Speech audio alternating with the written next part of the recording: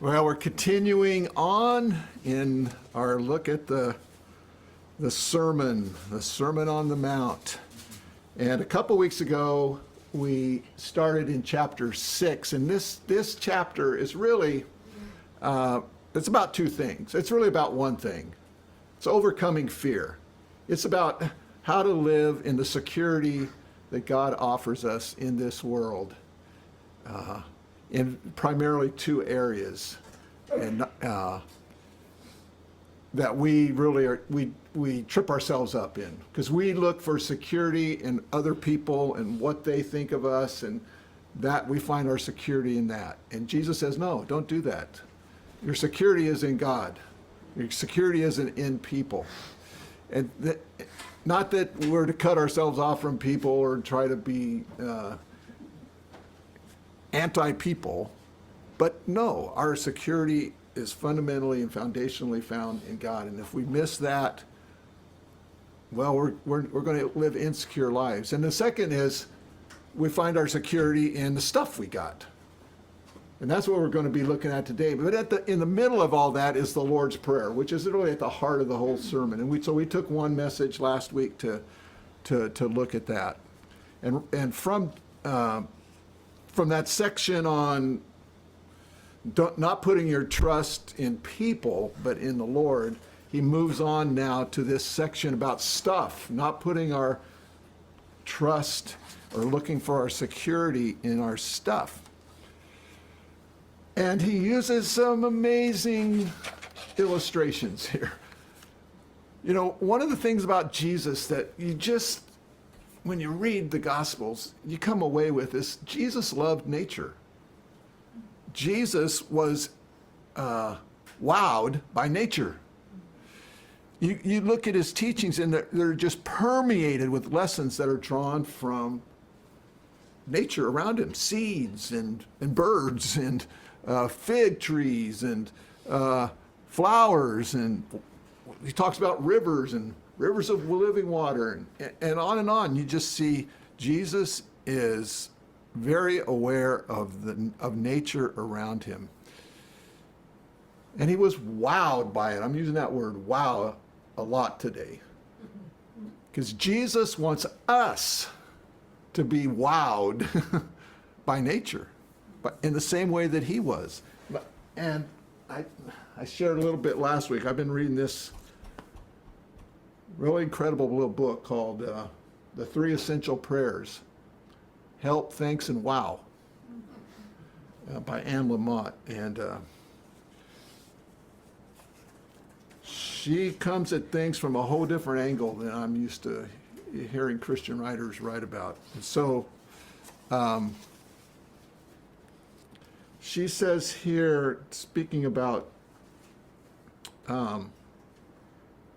this wow factor, she says, the third great prayer, wow, is often offered with a gasp, a sharp intake of breath, when we can't think of another way to capture the sight of shocking beauty or destruction, of a sudden unbidden insight or an unexpected flash of grace. Wow means we are not dulled to wonder. We click into being fully present when we're stunned into that gasp by the weight of a birth, or images of the World Trade Center towers falling, or the experience of being in a fjord at dawn for the first time. I've never experienced that. Wow is about having one's mind blown by the mesmerizing or the miraculous, the veins in a leaf, birdsong, volcanoes. And then she says, when her son, whose name is Sam, was 6 years old, she says, he explained to me why we called God, God. He says, because when you see something so great, you just go, God.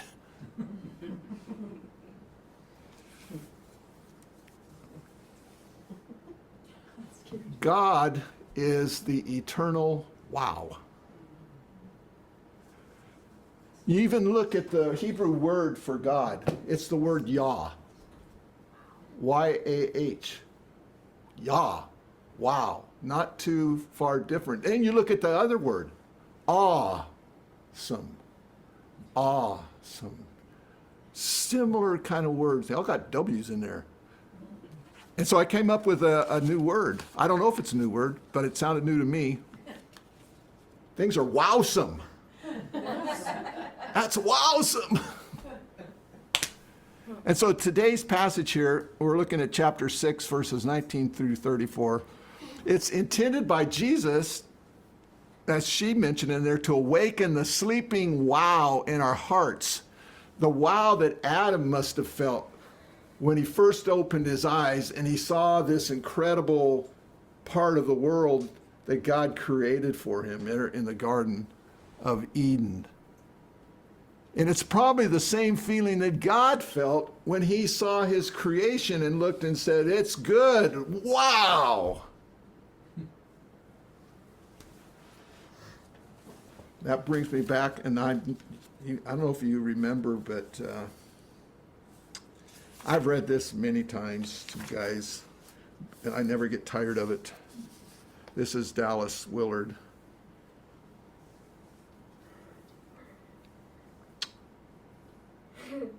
Central to the understanding and proclamation of the Christian gospel today, as in Jesus' day, is a revisioning of what God's own life is like and how the physical cosmos fits into it. We should, to begin with, think that God leads a very interesting life and that he is full of joy. Undoubtedly, he is the most joyous being in the universe. The abundance of his love and generosity is inseparable from his infinite joy. All of the good and beautiful things from which we occasionally drink tiny droplets of soul-exhilarating joy, God continuously experiences in all their breadth and depth and richness. While I was teaching in South Africa some time ago, a young man named Matthew Dickinson took me out to see the beaches near his home in Port Elizabeth. I was totally unprepared for the experience. I had seen beaches, or so I thought. But when we came over the rise where the sea and land opened up to us, I stood in stunned silence and then slowly walked toward the waves. Words cannot capture the view that confronted me. I saw space and light and texture and color and power that seemed hardly of this world. Gradually, there crept into my mind the realization that God sees this all of the time. He sees it, experiences it, knows it from every possible point of view, this and billions of other scenes like and unlike it in this and billions of other worlds. Great tidal waves of joy must constantly wash through his being. It is perhaps strange to say, but suddenly I was extremely happy for God and thought, I had some sense of what an infinitely joyous consciousness he is and of what it might have meant for him to look at his creation and find it very good. When I first read that, it blew my mind. I mean, who talks like that? Who thinks like that?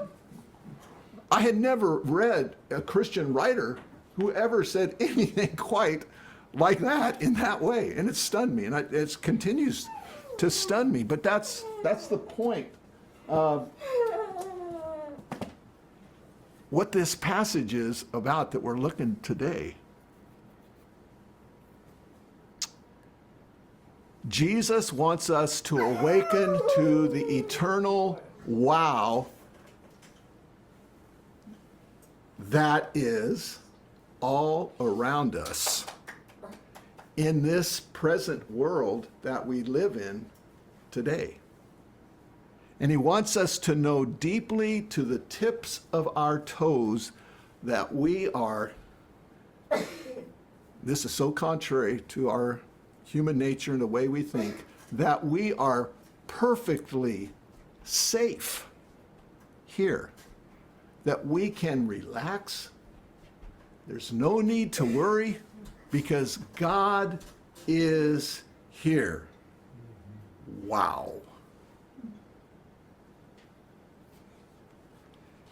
Now, Jesus was someone who lived that way. He was someone who lived without fear. He was completely secure in his Father's care. He believed that God, as Paul wrote later, that God was for him. So he could say, so who or what can be against me? He believed what David wrote in the Psalms, that the Lord is my light and my salvation. Whom shall I fear? He believed what David wrote in Psalm 23, that the Lord was his shepherd. He was his father. Therefore, he had everything he needed. He was the most secure person that ever walked the face of this earth. And he gave his life for us to free us from fear and its cousins, worry and anxiety. So if we let the words of this passage that we're going to look at today, if they begin to penetrate our minds and our souls, we will begin to get a glimpse of who Jesus is and what he's like. Because he's not just here teaching us some principles or some guidelines. What he is doing, he is opening up his mind, his soul to us. And he's showing how his heart and his mind worked and how he lived in this world. Why? So that we might experience a secure, worry-free life in the way that he did. Because this world is a scary place, right? It is. Bad things happen. Wars happen. Murders happen. Famine, job loss, cancer, et cetera, et cetera, et cetera. And Jesus isn't naive. He's not Pollyanna. He knows all of this. He knows the kind of world that he's speaking these words into. It's against that backdrop that he has the audacity, it seems like, to tell human beings, do not worry about your life. I mean, that's what we worry about. We worry about our life. Things that are connected to our life. That's what we worry about. That's what we spend our time worrying about and being anxious about, is our life. And he says, do not worry about what you'll eat or wear or about tomorrow. He repeats it over and over in this. Do not worry. Do not worry. Do not worry. Do not worry. Because he knew that eliminating worry is probably the most difficult thing that a human being can ever undertake to do. And so he has to repeat it over and over and over. Do not worry. Now, and I'm speaking about, I'm not speaking like I've got this. I'm just trying to get into what Jesus is saying here. But I really doubt that there are too many Christians who even seriously believe that Jesus was serious about this when he spoke it. Hey, let's kind of dismiss it. Well, it's just kind of some pretty idealistic, words, because the idea of life without worry, that's just impossible. That's too impossible to imagine being possible. And so we just settle and give in to worry, throw our hands up. We accept it as an inevitable condition of life in this big, bad, scary world. And as a result, because of fear and worry and anxiety looming so large in our minds, we are blind to the extent of the eternal wow of God. And into this, Jesus comes and tells us that does not have to be the case. There is freedom from fear. There is freedom from worry in his kingdom. So let's jump into it. And Jesus goes through and he tells us how this can begin to work in our lives. And the first thing he says is in verses 19 through 21, and it's all about what do we value? What is our treasure? What's important to us? He says, do not store up for yourselves treasures on earth where moth and rust destroy and where thieves break in and steal, but store up for yourselves treasures in heaven where neither moth nor rust destroy and where thieves do not break in or steal. For where your treasure is, there your heart will be also. It's a pretty simple equation that he's laying out here. If you invest in temporal treasures that can be destroyed or lost, that is going to equal insecurity. But if you invest in eternal treasures that can't be lost, that equals security. So the question is for us is well, what am I investing my energies into, my thoughts into, my mind, my activities? Where am I investing it into? That's the question that Jesus is saying. So if you want to experience true security, freedom from fear and worry, invest in what is indestructible, what is eternal, the true treasures, the things that are truly going to last. That's not hard to understand. I mean, that's pretty easy what he's saying there. That's the first step that he says. And the second thing, and this involves that the thing about treasures here. He says you got to have a clear vision. You got to have a clear vision. Verses 22 and 23 he says, the eye is the lamp of the body. So then if your eye is clear, put in parentheses, healthy, your whole body will be full of light. But if your eye is bad, parentheses, unhealthy, your whole body will be full of darkness. If then the light that is in you is darkness, how great is the darkness? So what Jesus is giving us here is a metaphor for an individual's spiritual health and their moral orientation. The lamp of the body, that was just a kind of a common sense illustration in Jesus' day for people who would have understood, having a lamp, in your house to light things so you can see, that your eyes and your body operated in a similar kind of a way. They're like a candle would be for the house. It illuminates things so people can function. You can perform your duties or whatever you need to do. And so when he talks about the eye of our minds, the eye of our souls, he's challenging his audience here to consider whether their own inner perspective was clear or bad. Are they seeing things rightly? So when you're putting your efforts into treasures that can be destroyed, that ultimately aren't going to last, somehow your perspective on reality is skewed. If you're putting that over above the true riches, the true things that are eternal are going to last, as God reveals to us, if you then you're healthy, you're seeing things properly.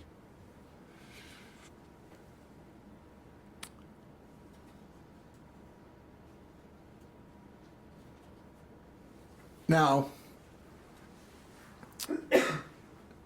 this was kind of common terminology, is what I can understand back in Jesus' day. It says in the Aramaic and Hebrew traditions, this was familiar to his followers. This terminology often distinguished between a generous or a stingy approach to possessions, where a good eye looked out for the needs of others, while an evil eye remained trapped in self-interest. So someone who has clear vision, seeing reality in the right perspective, they will see their possessions as things to be used for the good of others. You know, the second commandment, love others as you love yourself. Jesus has talked about that already in the sermon. But for those whose perspective is skewed, they're going to hold on to their possessions. They're going to protect those possessions because that's where their security is based, and they don't want to lose that, because if they lose that, then they're losing their security. And Jesus continues on that same vein of thought. He says, so you've got to have understanding of what true treasure is. You're going to need a clear vision, and you need to understand you can only have one master. He says in verse 24, no one can serve two masters, for either he will hate the one and love the other, or he will be devoted to one and despise the other. You cannot serve God and wealth. And people continue to try to do that. People continue to try to serve two masters and try to, balance between God and Jesus. Jesus talks about wealth here. And what you do when you do that, if you give your allegiance, try to give your allegiance to God and to wealth, it just makes you cross-eyed. You're trying to focus on two things at once, and it's just going to make you cross-eyed. So, the Old Testament is very clear about this too, is that anytime we place wealth accumulation above devotion to God, the definition of that is idolatry.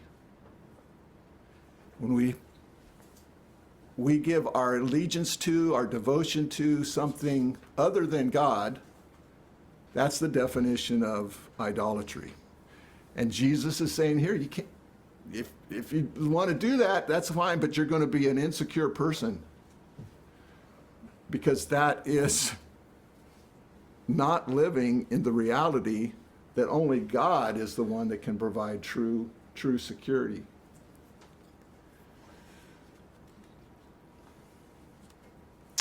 And then he comes to this great illustration about birds and flowers. For this reason, I say to you, do not be worried about your life. Again, do not be worried about your life as to what you will eat or what you will drink, nor for your body as to what you will put on. Is not life more than food, and the body more than clothing? That's an assumption. Of course it is. Look at the birds of the air, that they do not sow, nor reap, nor gather into barns, and yet your heavenly Father feeds them. Are you not worth much more than they? And who of you, by being worried, can add a single hour to his life? And why are you worried about clothing? Observe how the lilies of the field grow. They do not toil, nor do they spin. Yet I say to you that not even Solomon, in all his glory, clothed himself like one of these. But if God so clothes the grass of the field, which is alive today and tomorrow is thrown into the furnace, will he not much more clothe you, you of little faith? So, first of all, we got to clear some things up. Guess what? This does not mean, you just sit back and, hey, trust God, everything's good. Birds work really hard. I mean, they're all day long, they're working. I mean, they're either out, you know, the early bird gets the worm, right? I mean, they're out there before I'm awake. They're out there singing and whatever. They're out there, you know, pecking around in the ground all day long, or they're gathering up twigs, making a nest. Birds work hard, but they're worry-free, according to Jesus. They're worry-free. And then flowers, well, flowers, they're constantly receiving and processing water and soil, the nutrients, and they're growing. But they're growing without worry. They're receiving and producing. So Jesus isn't telling us, oh, you don't have to work. He's saying, no, you need to work. You need to work hard and diligently. We see that in many other passages. But he's saying it's possible, you know, you can do that with a very secure soul without any anxiety or worry. Because he says humans are valuable to God. They're more valuable to God than birds and flowers as part of his creation. Therefore, the equation is, if God's taking care of the birds and the flowers, come on, isn't he going to take care of you, human beings created in his image, the crown of creation? Isn't he going to provide for you? That's the logic that Jesus lived by.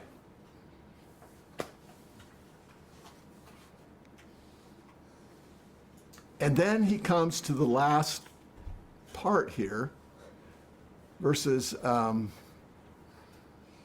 31 through 34. And he says, no worries. Don't worry. Again, do not worry then, saying, what will we eat, or what will we drink, or what will we wear for clothing? Now remember, you've got to keep in mind that we're talking here, Jesus is talking to first century Israelites for the most part, but there are Gentiles in there. There's Romans and people that mixed in this crowd. But these are people that have no idea of what a welfare system would be like. These are people that have no idea of things like Medicare. They don't have bargain bins, places to go. I mean, these are people that live very differently than we live and have very different assumptions. They had to provide. You provided for yourself, or you know you're going to be out. And so when he's saying these things, don't worry about what you're going to eat. It's like, you're kidding me. If I don't worry about it, who's going to worry about it? You know, because if I can't go to the grocery store, that maybe they had little markets and things like that. But so you got to keep that in mind. But it doesn't change the message to us today, because we have surrounded ourselves with so many safety nets that can kind of get in the way. That all of those safety nets are God's grace for us, that we live in a country that does have a welfare system, that has Social Security. Man, I'm so glad for Medicare, man. When I hit 65, it was like, yay, I'm free from the private industry. Insurance industry. Well, it's almost free, but not completely. I got secondary insurance, but still, I mean, it was like the wolf at the door, I never hardly got a raise because they had to kick up the premiums every year, to cover our insurance. So I'm just saying, this is as applicable to us today as it was then. We can't minimize it. So he says, for the Gentiles, they eagerly seek all these things, what they're going to eat, what they're going to wear. For your heavenly Father knows that you need all these things. But seek first his kingdom and his righteousness, and all these things will be added to you. That's the verse. That's the summation here. Seek first his kingdom and his righteousness, and all these things will be added to you. Get your understanding of what is valuable straight. Get your vision clear. Get your allegiance clear to your master. Get your understanding of the grace and the love and the generosity of God clear, that he feeds birds and flowers. He's going to take care of you. And seek first his kingdom and his righteousness. When that word righteousness has baggage, and we're not talking about, religious right, he's talking about right living. Seek his right way of living. Seek his way to live, what Jesus is telling us. And all these other things are going to take care of themselves. They will be provided for you. They will be added to you. And then he finishes it off. So do not worry. Again, he says it again. Do not worry, but this time about what? About the future. About tomorrow. For tomorrow, the future will take care of itself. Each day has enough trouble of its own. And again, Jesus is not, he's not naive. He's not saying like, yeah, you need to plan. You need to think about the future, but don't worry about it. You have absolutely zero control over what's going to happen tomorrow. He's saying you got this day. Live your life fully this day. Seek his kingdom. Don't worry about tomorrow. Live fully in the present day, which may involve having to plan and make plans for tomorrow, man. I mean, I make my doctor's appointments. I don't do them all in the, one day. It's out there in the future. I got to make plans. I got to get the house things fixed or something like that. I got to call somebody in, There's nothing wrong with that. But I shouldn't worry about it. I shouldn't let myself be eaten up with anxiousness about that sort of thing. So that's it. That's what Jesus said. I mean, and so this is the close. This, if we want to talk a little bit, we may have a couple minutes. The Just Imagine experiment that we've been using. So imagine a day free, absolutely zero, nada, worry. Free from worry and anxiety, a day. Imagine that. What would that look like? How would that feel? And then it's like, in your thinking, is that possible? Can that happen? Is God powerful enough to accomplish that in my life? And what would that look like? It would be different for all of us. So there you go. So that's chapter 6. So we'll be moving into chapter 7 next time. Yeah.